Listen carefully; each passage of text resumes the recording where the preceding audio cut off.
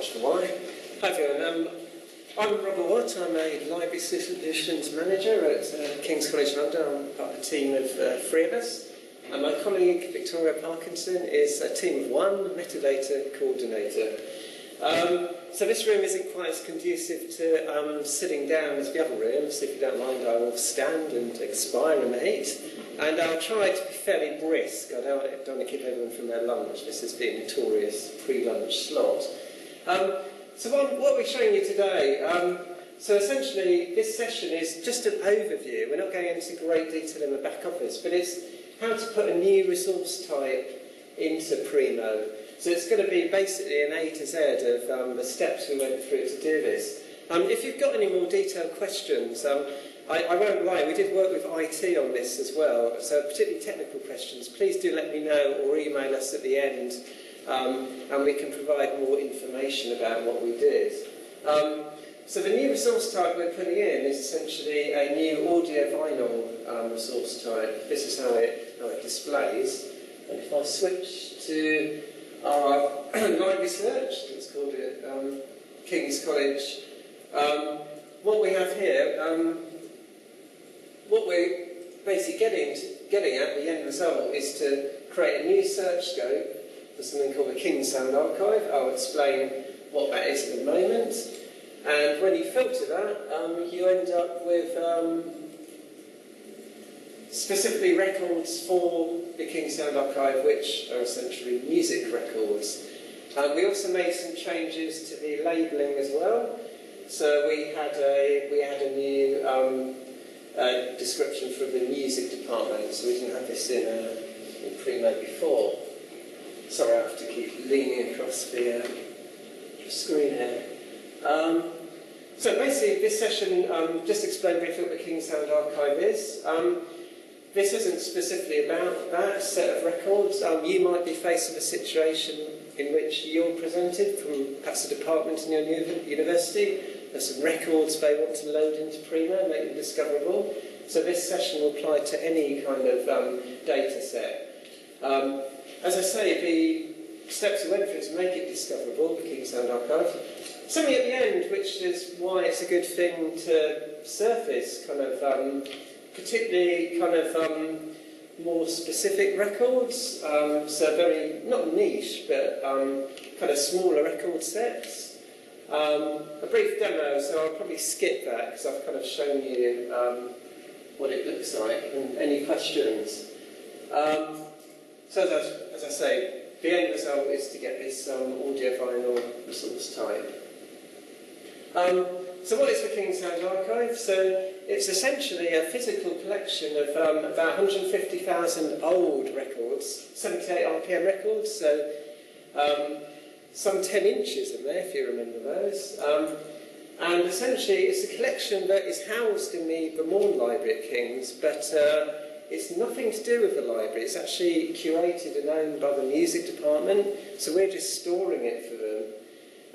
So if a student wants access, or a researcher wants access to the King's Sound Archive, they have to actually contact music, and then the professor in music literally trundles over to Chancery Lane and opens the door and lets them in to look at the labels or whatever.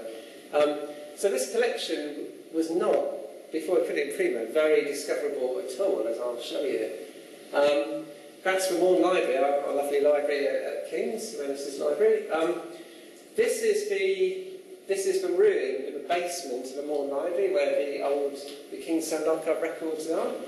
So as you can see, it's not a very welcoming room, not least because the lights were broken at the time. And also on the music webpage, there is a rudimentary way of searching for these records, but it's just a kind of a PDF document basically, based on some catalogue data they had from the BBC.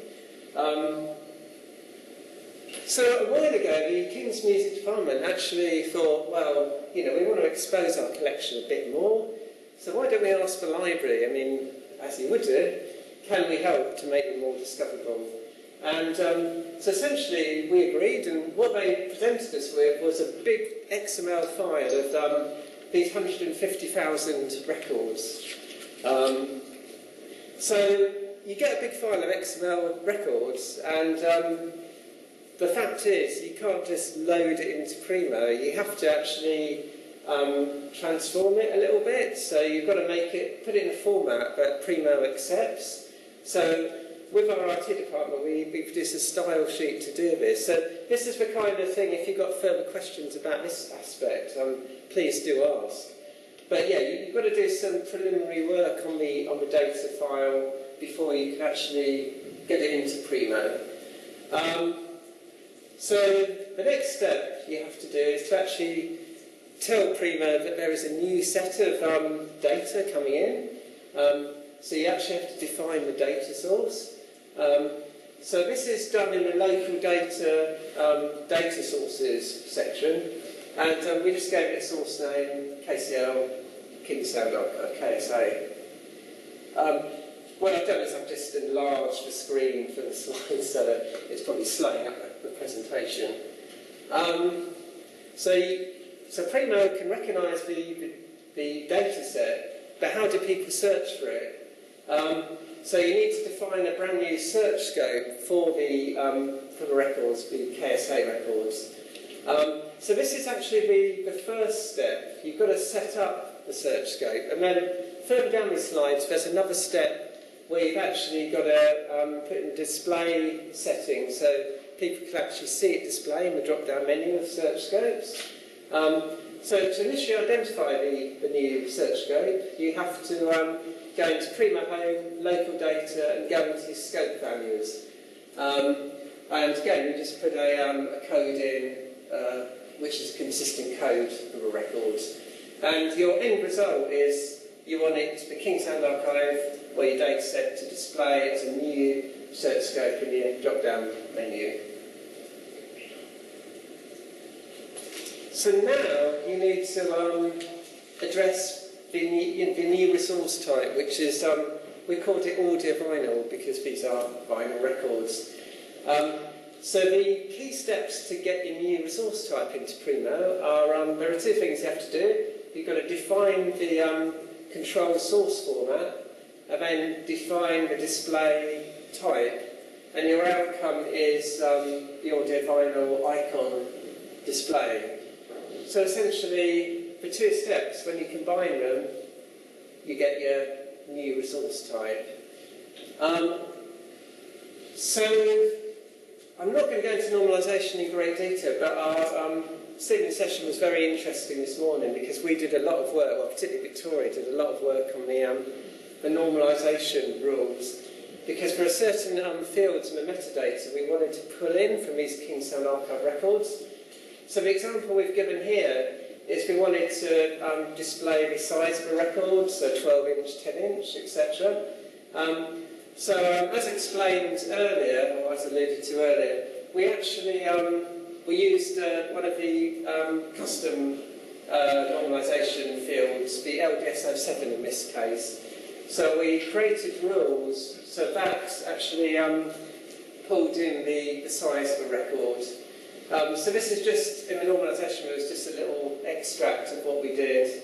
So we defined from a metadata the type, which translates into 10-inch, 12-inch, etc. And when you've run all that, your outcome in the details is you get your size of a record. We also did new normalisation rules for the label series number, so H and B, etc., and the shelf mark. And these were fields that the music department very specifically asked us to put in. So these were important fields for music. As this is an A to Z, I'm just going to mention, this is your Primo bread and butter. In terms of the next steps to make these new resource types discoverable, you've obviously got to place the data file, your XML file, on the Primo server. So we ask IT to do that, as one does. Define the pipe, so you've got to create a new pipe to pull these new set of records in, run the pipe, and then re-index the database. So as I explained earlier, although we've defined the search scope, we need to present it in the front end to the customer, and this is the step we did to make it actually display in the front end. So it's adding the scope to the view, essentially. So basically we created a new line for the King Sound Archives there, and then when we ran that, it actually displayed. Now this is interesting. If I go back, oops. The icon at the moment is a book. Now, a book is not a record. So we thought, yeah, we'd like to actually display a different icon to make it more kind of record-like. Now, we're only halfway here with this, but if you did want to design a custom icon, I'll move on to the next slide. What we're going with is the Microsoft Donut, simply because it looks like a record. We did actually have a picture of a real record, but when it was kind of reduced in Primo, it looked horrible. So we're going to go with this icon for now. We're not going to do much more to the icons, because when we move to the new interface, we're planning to do that next year. We're going to review all the icons and make them better, basically. But if you did want to set up a custom icon, you again have to set that up in the assign it to the resource type and use the advanced configuration, all code tables, and then the icon codes to do that. One way we found that it's quite quick to do this, you just duplicate an existing icon row and then sort of populate that. And that's an example of the new icon sort of description we put in: default.media type vinyl and description audio vinyl. So we haven't quite finished this yet, although I might hop onto our staging Primo, because at the moment IT are just finalising actually displaying this in the front end. It's a last step we need to do. I think I stressed out our IT colleagues. I said, oh, can you get it ready for slides today? And yeah, he was working on some other major issues. So as I mentioned before,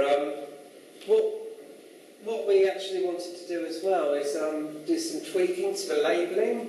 So at the moment, the default is to say available at Morn Library, at Newham South Library, all our different library sites. But we needed to add a new label to mention the music department. So to do that, to add a music department label, you just go to Advanced Configuration, all code tables, and then it's under Subsystem Delivery, Library Names.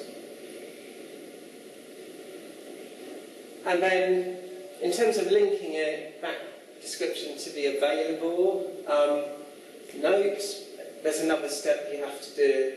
As I say, the default there is available at Morn Library, so then you just got to link that music department label to the available. So it's called linking a display note to the new library code.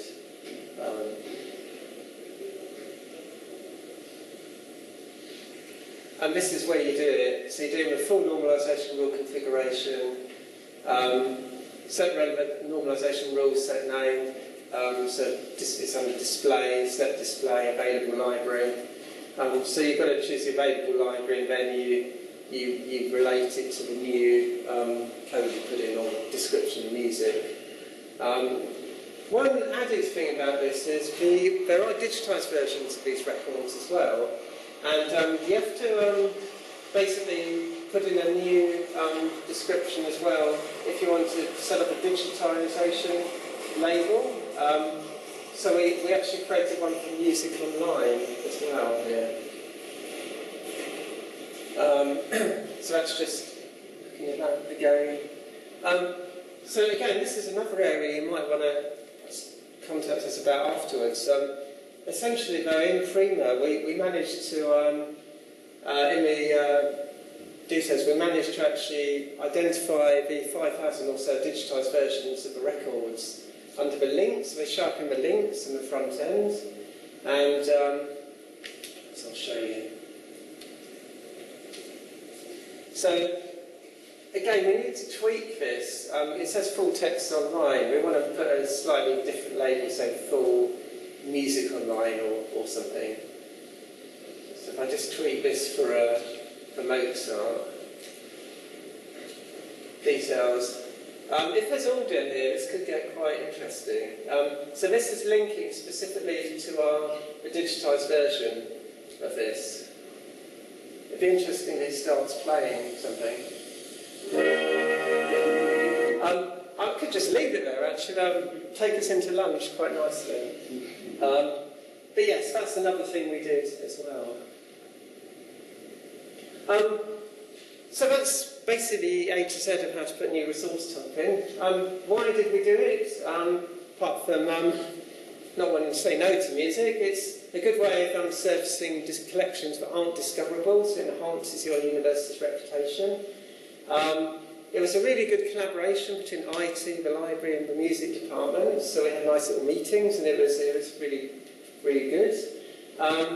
And obviously the library is meeting a demand from the departments, and we have a couple of other departments that also want to put their metadata in library search, so we're going to do this again, but we've kind of documented this whole process now.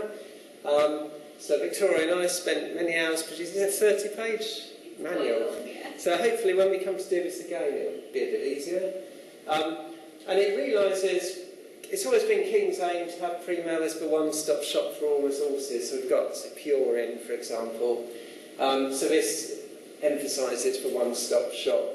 It really helped myself and Victoria gain experience of using the back office, because it's, to be honest, we don't get a lot of time. We were looking after so many other systems, but this really focused us on working with the back office. And as I said, documenting it as we went along was really, really useful as well.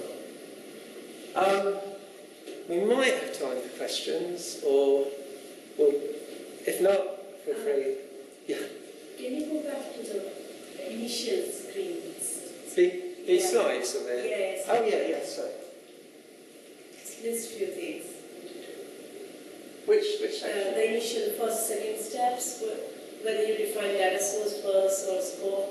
This one? Yeah, before that, what are, okay. Yeah, that's to say where you have to define the data source, be file the records, yeah. But obviously these slides will be available on the EPUG site. Hi. Hi, what are the music files stored?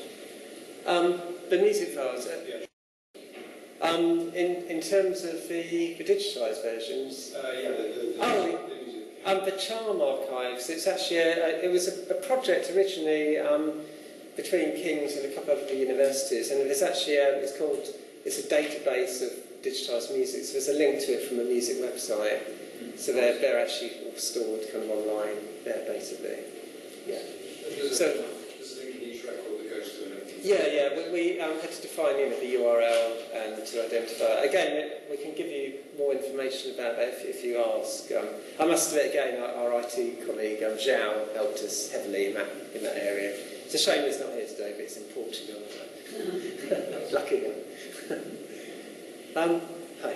Just a comment about the full text online. We've got loads of online video and stuff on our collection, so we just changed that label to be available online. Yeah, that's a good, Which is the way around, but it might be a quicker way than having to go back and do them. Yeah. I think one of the things at King's we'd really like to go through and look at our terminology generally, but again with a new interface that's a really good chance to review everything. Okay, thanks a lot then, thanks for listening.